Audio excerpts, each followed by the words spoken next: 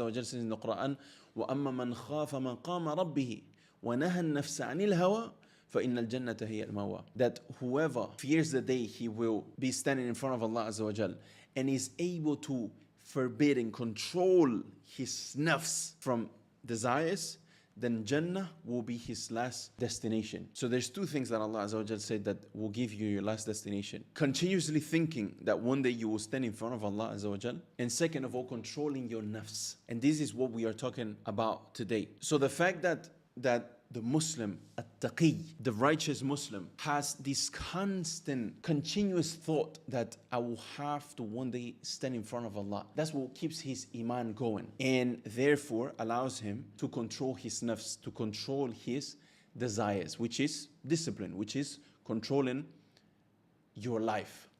So this is why it's important to first of all understand how your environment infects you and that your system is a vessel. So therefore you need to be very careful what you spend time doing, how much time you spend on social media, and who you give access to this vessel. And it's from lack of spiritual hygiene for you to give access to your vessel to man habba wa dab, to anyone and anything. Anybody calls you, hey, do you want to come this? Yes. You don't have no sense of, okay, who is going to be there? What are we going to be talking about? Because what we are going to be talking about, who is this type of people? Because what they are going to be talking about, I'm going to be affected with. Who is going to be giving dawah in this sitting? Is it me or is it them to me? So do I really want to go? Is this really aligned with my life mission? And this is exactly why the next topic is, without a life mission, life becomes overwhelming. And the reality is that when you don't have a life mission,